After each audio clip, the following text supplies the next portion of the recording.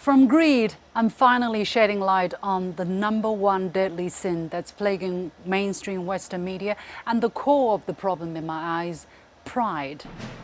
The famous ancient thinker Saint Augustine once said, "It was pride that changed angels into devils.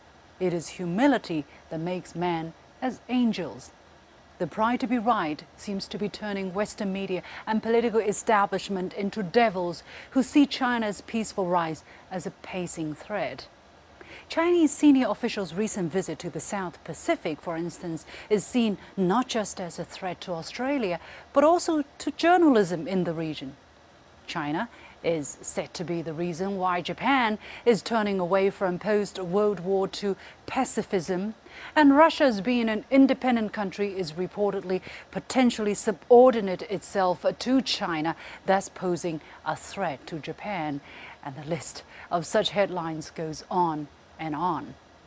Such narratives are increasingly dominating China-related reports, especially after the U.S. Secretary of State labeled China the most serious long-term threat to the current international order. Now, China is seen as a quote-unquote threat, and I think that's where a lot of this negativity comes from. Pride goes once again to American exceptionalism. I mean, it's this idea that we're absolutely right, that we can't be wrong, that everything that we do. But the reality is that as we speak, trust in the United States has gone down to an all-time low.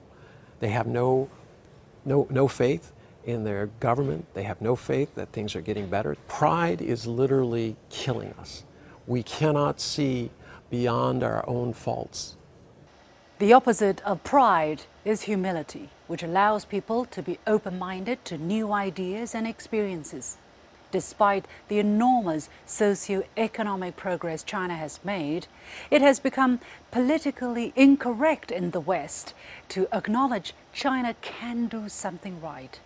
You can hear the phrase, "at what cost?" So China's eliminated poverty, but at what cost? China is providing free vegetables to citizens in lockdown to save their lives from COVID, but at what cost? And so you can really see a laziness in the way in which the media are just dutifully following basically a political line which is dictated from the White House.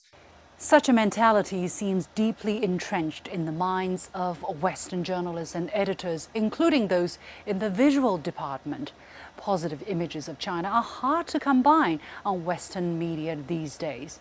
These photos showing Chinese sports champions have caused furor among Chinese viewers for obvious reasons.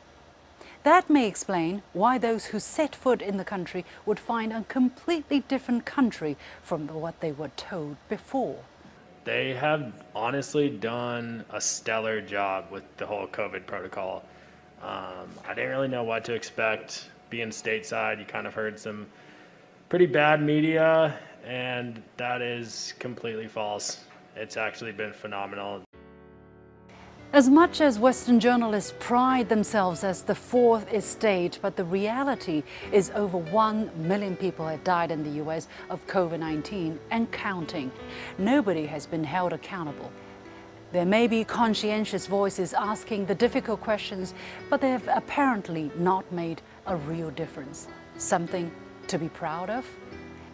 In all fairness, China is by far not perfect, but has gotten more than its fair share of criticism in overseas media for being different and trying to keep it that way. In the foreseeable future, as long as the US is obsessed with competing with China, we may see more manifestation of the 7 deadly sins I have listed. Pride in being right and better, greed for attention, lust for control, envy of success, gluttony for toxic sources, self-defeating wrath, and sloth in critical engagement. Just bear in mind, the real picture might be very different. Next time, when you come across a report on China, will you know any better?